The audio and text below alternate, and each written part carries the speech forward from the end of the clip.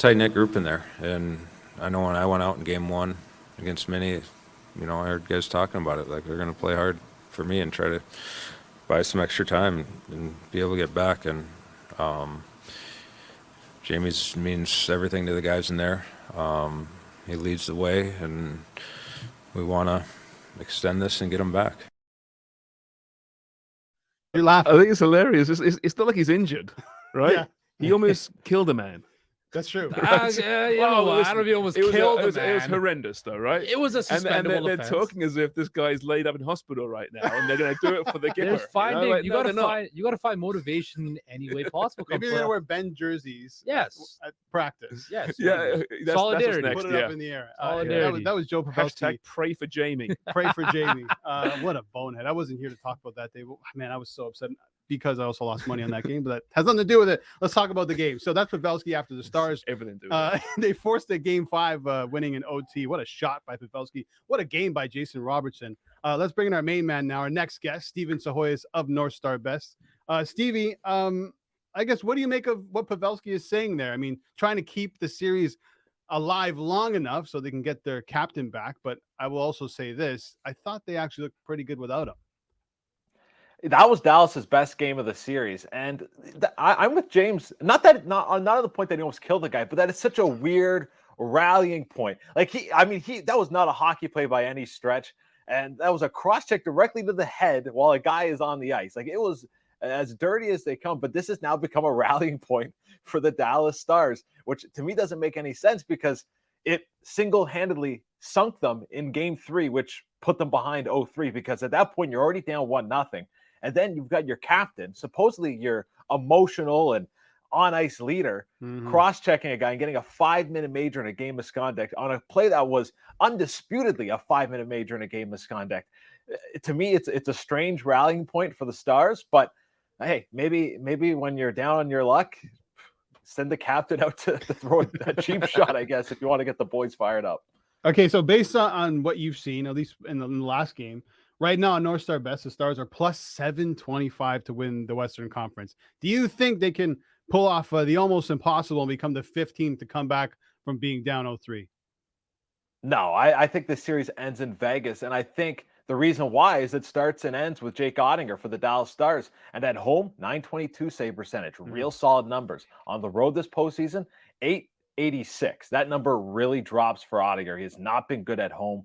And I think, or on the road rather. So I think they lose at Vegas in Game 5. And if you want to bet Dallas and you're high on the Stars, I'm going to offer the same advice I offered when the Leafs were down 0-3 and they won Game 5, or Game 4 rather. Just wait. There's no rush. If they win Game 5, the plus money odds are still going to be there. You can get the Stars at plus money, and you're sitting a lot prettier knowing that Game 6 is coming back to Dallas and you're only down 3-2. Stevie, speaking of guys who actually showed up for Game 4, Jason Robertson did show up in a big way. 2 goals, 11 shots. I know you're a big guy when it comes to shot props. He had 11 last night. Just how important is it in playoff hockey to have that sniper, that guy who's like, get on my back, boys, and I'm going to go get us a goal or 2 when the going gets tough? That was a grown man game from Jason Robertson. Look at where he was scored both his goals, in front of the net. When it's not going in for you, when you're a shooter like Robertson and you're playing on the perimeter, what do you have to do? You got to get to the dirty areas to make an impact. And both those goals in front of the net, the double deflection was a thing of beauty, but also the slap pass off the boards where he kind of pool cues it into the net. He went to the difficult areas. And although he didn't get credit with a point on the game-winning goal in overtime, check out the diving play he makes to keep that puck in the zone and to get that play started. That was a full-on effort from Robertson, not to mention the block shot late in that third period as well. He showed up, and when his team needed him the most, he was the guy. The Stars should be rallying around Jason Robertson, not Jamie Benn. He's done everything he can to make sure this series keeps on going. Well, Ben sunk them pretty much in this series. Yeah, I mean, Robertson, 17 points in 17 games, 6 goals. It's been up and down, though, right? And his comments before this game was, it's an elimination game. We wanted to step up. A lot of guys stepped up. So there's shades of Willie Nylander here. Oh, we better start playing now, fellas. I know what you're saying. He's a great goal scorer. I don't know if I trust him, much like I don't trust Willie for an entire series. You know what I'm saying? I know what you're saying, and he was definitely. I think if you're going to criticize Robertson, the Kraken series is the one to criticize him on. I thought that was a series where Seattle wanted to play a rough, low-scoring, low-event series, and you just didn't see Robertson break through. He's had his way largely with the Vegas Golden Knights. He's got 4 goals so far in the series. And I think the bigger issue for Dallas has been a lack of depth scoring. Robertson has 4 of their 10 goals. It doesn't take a mathematician to figure out that's 40% of Dallas's goals in this series. So when you look at the other end of the ice, you've got Vegas, and they've got 9 different players who have chipped in with a goal so far, and two guys got 3 goals apiece. No one's contributing to more than 25% of their goal share. It's been more of a complete team effort for the Golden Knights. Their third line stepped up. Carlson and Smith in Game 4, they scored early. So to me, Dallas, they really need those ancillary pieces to step up, because it's been the big guys doing all of the heavy lifting so far. I want to touch on just Conn Smythe quickly. I know we're not there yet, but the expectation, I think, from many of us, it's going to be Vegas against Florida. Looking at Florida, it's the top 2 guys, right? You have Bobrovsky and you have Tkachuk. One of those guys will probably win it if the Panthers win the Stanley Cup. I think there's a chance that, Bobrovsky can win it even if they lose. I think Jaguar was maybe the last goalie to do that. But for Vegas, let's say they clinch and they make the Stanley Cup final and they win the cup. Who are players you're looking at there? I'm looking at Adin Hill, who has become the unsung hero of this whole playoff run for the Vegas Golden Knights. Even in the loss last night, he turns aside 39 of 42 shots. He was stellar. There was no blaming the loss on him. And it's just been a season where it's next man up in net. And luckily for the Golden Knights, they've largely gotten good goaltending from all of their options. But Hill, I think right now, when you look at the rest of the team, there's no one really standing out offensively. Eichel's having a nice postseason, but it would be kind of underwhelming, I think, to give him the Hart Trophy. The Conn Smythe.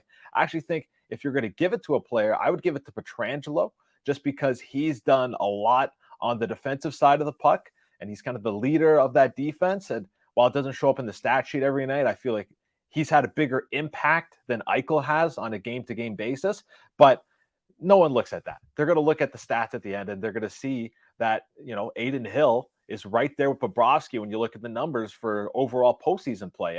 And you know what? You can't knock Hill for not playing the entire postseason, because Bobrovsky didn't play the entire postseason either. So they both have that on their resume so far for 2023. Yeah, Hill looks extremely comfortable, and he's on NSB right now, plus 1,500 to win the Conn Smythe. Another player I like, Johnny Marshall. So 8 goals, 6 assists, 15 points, plus 900.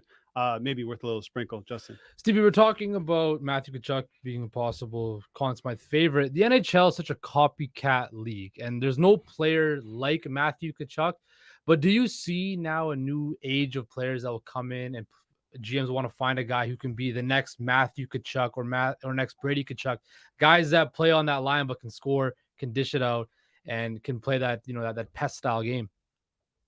I think that's like every hockey executive's fantasy. And I think it's been that way for a while. Like, they want those guys who can get physical, who can also score, because we're in an age of hockey where the power forward is dying. Like, there's not the power forwards in the league that we came to remember in the past. So seeing how Tkachuk and his brother Brady can be kind of this new age power forward, I think it's almost unicorn-esque in today's game. I heard a few years ago, the NHL, it was an analogy, and I thought it was pretty good. The NHL, about 15, 20 years ago, used to be kind of like a dog show where you had all different types of dogs, and they all had their special traits. One was really good at agility, one was good at jumping or whatever it was. And now it's just every dog's got to have speed. And it's you're just looking for the fastest dogs you can find.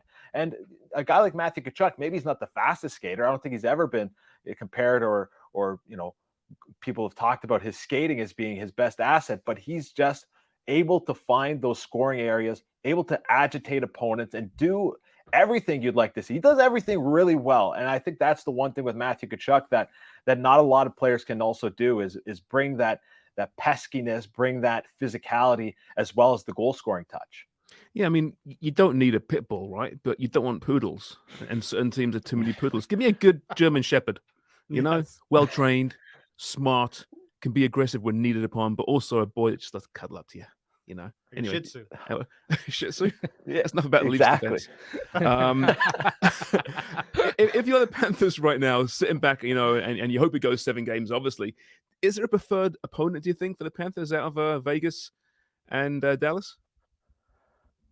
I honestly don't think so. I think if you were maybe a slight lean to Dallas, just because I think we're starting to see that there's really holes in the as far as the depth goes up front with the Stars, where I don't think you can say that about the Golden Knights. Like they can roll 3 lines pretty comfortably and count on contributions from all of them. So I would say that. I'd also say Vegas. I guess what I'm saying is Dallas would be the preferred opponent, but also Vegas. One other thing I want to mention too is the size of their defense. Like they're long and rangy, and we know Florida, what they like to do. They like to get on those defensemen and make them think and be physical. I think Vegas's defense is more able to withstand the impact of a long series and a physical series, just because they've got some good size and some grit and some toughness on the back end. And not to say Dallas doesn't, but I haven't seen it in this series, and Florida's only going to up a notch as far as the forechecking goes. All right, Steve, you have 30 seconds to make a pitch to DeAndre Hopkins to get him to your Buffalo Bills. What are you telling him? Well, listen, the Wings are the best. The people are phenomenal. And you've got Josh Allen with the rocket arm, just waiting, just sitting there hoping for a legit number 2 wide receiver. And that could be you, DeAndre Hopkins. All this could be yours. You could be the king of Buffalo. Marinate on that. King of Buffalo. Isn't Stephon Diggs What's the the king second of Buffalo, prize? though, Stevie? What's that? You know what? Stephon Diggs is the king. Well, Stephon Diggs. they'll Hey, all you be never the know. king. You never know. If they bring a Super Bowl here, heck, even Tyler Bass will be a king of Buffalo. Hey, it could happen for you. I hope it does happen. Stevie P, you're the best. Thanks for joining us, buddy. No problem. Thanks as always, guys.